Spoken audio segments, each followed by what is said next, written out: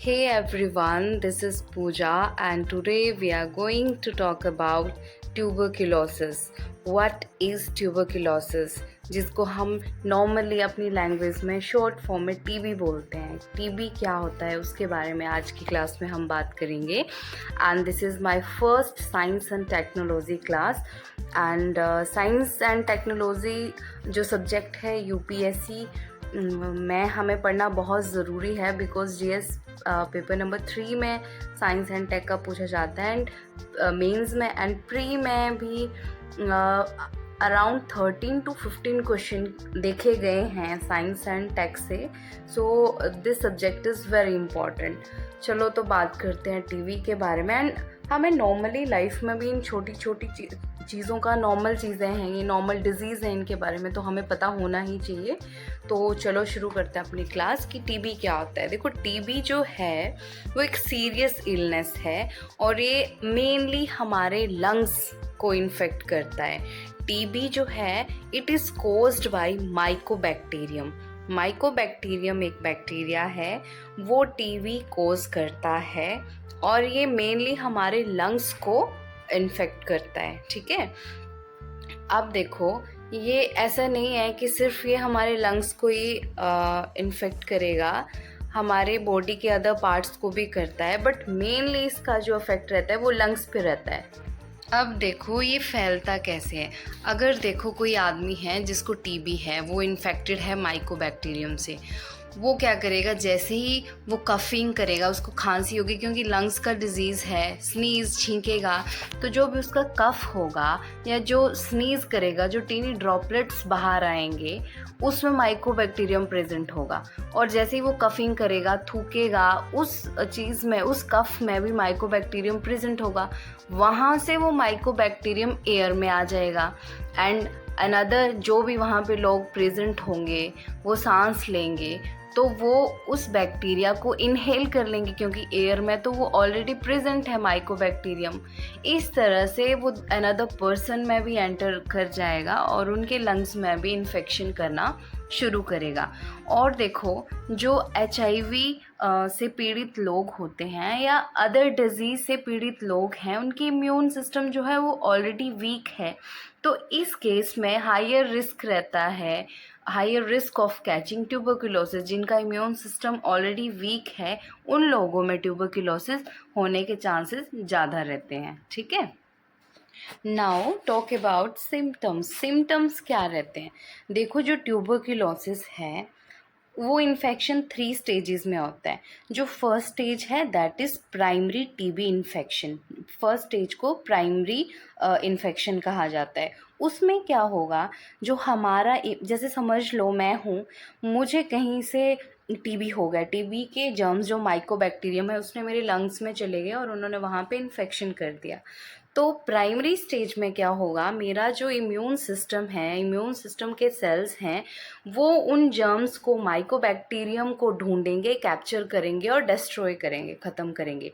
हमारा immune system completely उनको ख़त्म तो कर देता है, बट सम टाइम क्या होता है, कुछ जर्म्स सर्वाइव कर जाते हैं और वो अगेन मल्टीप्लाई करेंगे. फर्स्ट जो स्टेज है प्राइमरी इन्फेक्शन, इसमें लोगों को मोस्टली कोई सिम्टम देखने को नहीं मिलते. किसी को पता नहीं होता कि मैं माइकोबैक्टीरियम से इन्फेक्टेड हूँ, ऐसा कोई सिम्टम नहीं होता. सम टाइम कुछ केसेस में लोगों को ऐसे लगेगा जैसे लो फीवर है ना, थोड़ा थोड़ा बुखार है, टायर्डनेस, शरीर थका थका सा लगेगा, तो प्राइमरी स्टेज में ये सिम्टम्स रहते हैं, पर समटाइम्स सिम्टम नहीं होते. ठीक है, चलो अब बात करेंगे latent TB infection. This is second stage. ये सेकेंड स्टेज है. प्राइमरी इन्फेक्शन के बाद आएगी लेटेंट टीबी इन्फेक्शन. इसमें क्या रहता है, देखो, जो हमारे इम्यून सिस्टम के सेल्स हैं एक वॉल बना देंगे अराउंड द लंग टिश्यू. जो हमारे लंग्स में माइकोबैक्टीरियम प्रेजेंट है उसके चारों तरफ हमारे इम्यून सिस्टम के सेल्स एक वॉल बना देंगे ताकि वो बैक्टीरिया हमारी बॉडी के अदर पार्ट में कोई भी हार्म ना करे या कोई इन्फेक्शन ना करे. वो germs can't do any more harm if the immune system keeps them under control. ठीक है। वो जर्म्स हमें वो डिवाइड भी करेंगे वहाँ पे, और वो सर्वाइव भी करेंगे, बट हमारी बॉडी को या हमारे लंग्स को कोई हार्म नहीं करेंगे, कोई डिजीज़ कॉज नहीं करेंगे। ठीक है। There are no symptoms during latent TB infection. जब लेटेंट फेज चलता है, सेकेंड फेज चलता है, इसमें भी ऐसे कोई सिम्टम नहीं है कि हमें वो देखने को मिले। अब आती है हमारी third stage, that is active TB disease. इसमें क्या होगा, देखो हमारा जो इम्यून सिस्टम होगा वो इन्फेक्शन को कंट्रोल नहीं कर पाएगा, और जो जर्म्स होंगे, जो माइकोबैक्टीरियम है, वो डिजीज़ कॉज करेगा थ्रू आउट द लंग्स और other part of the body.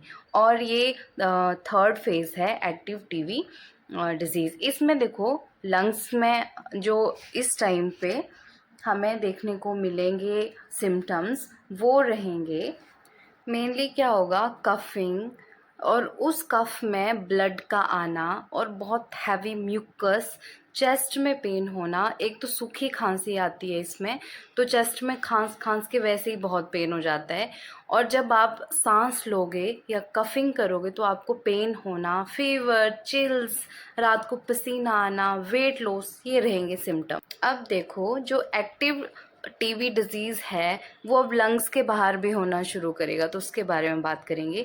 जो टीबी इन्फेक्शन है वो स्प्रेड करेगा लंग्स से to the other part of the body, and this is called extra pulmonary tuberculosis. जब लंग्स से इन्फेक्शन बॉडी के अदर पार्ट्स में जाएगा तो इसको हम बोलेंगे एक्स्ट्रा पल्मोनरी ट्यूबरकुलोसिस। और जो सिम्टम रहते हैं वो डिपेंड करेंगे कि बॉडी का कौन सा पार्ट इन्फेक्टेड है उसके अकॉर्डिंग। और जो कॉमन जो सिम्टम है वो यही रहता है, फीवर आना, चिल्स, नाइट स्वेट्स, रात को पसीना आना, वेट लॉस होना, नॉट वांटिंग टू ईट, खाना खाने का बिल्कुल मन नहीं करता। अब बात करेंगे common sites of active TB disease outside the lungs. Lungs के अलावा वो कहाँ इन्फेक्शन कर सकता है माइकोबैक्टीरियम। देखो किडनीज डैमेज कर सकता है, लीवर है, fluid surrounding the brain and spinal cord, heart muscles, genitals, lymph nodes, bone and joints, ये कॉमन साइट्स हैं जहाँ पे लंग्स के आउटसाइड भी जो माइकोबैक्टीरियम है वो इन्फेक्शन कर सकता है, डिजीज़ कॉज कर सकता है। अब बात करेंगे प्रिवेंटिव मेज़र की कि क्या हमें प्रिवेंशन लेनी चाहिए। If you test positive for latent TB infection, अगर आपको लेटेंट टीबी इन्फेक्शन है, आपका टेस्ट पॉजिटिव आया है, you may need to take drugs to prevent active TB disease. ठीक है, आपको दवाई लेनी है, डॉक्टर के पास जाना है। And if you have active TB disease, आप दूसरों को फैला सकते हो ये बीमारी। ठीक है, ये इन्फेक्शन आपसे दूसरों को हो सकता है। तो अब आप क्या करोगे, during the first 2-3 weeks you will be able to pass TB bacteria to others. Now protect others with these steps. आप दूसरों को बचा सकते हो, तो आपको क्या करना है, stay home, don't go to work और स्कूल, घर पे रहो, आइसोलेट करो खुद को, भीड़ वाली जगह में मत जाओ, पब्लिक प्लेसेस में मत जाओ, अपने फेस को कवर करके रखो, फेस मास्क पहन के रखो, आइसोलेट करो खुद को घर पे भी आप अपने फैमिली मेम्बर के साथ भी किसी तरह के कांटेक्ट में ना आओ। नाउ बात करेंगे वैक्सीनेशन की। जब एक न्यू बॉर्न बेबी पैदा होता है तो उसके पैदा होने के 24 घंटे के अंदर अंदर उसको BCG वैक्सीन दी जाती है। वो उसको टीबी का इन्फेक्शन उसमें ना हो, वो जर्म सर्वाइव ना करें, उसी के लिए ही BCG का इंजेक्शन जो वैक्सीन है वो एक बेबी को, न्यू बॉर्न बेबी को दी जाती है at the time of birth, 24 घंटे, उसके पैदा होने के 24 घंटे के अंदर। So now I ending this class and I hope you have learned and understood something from this. So मिलते हैं नेक्स्ट क्लास में, तब तक के लिए थैंक यू वेरी मच। जय हिंद।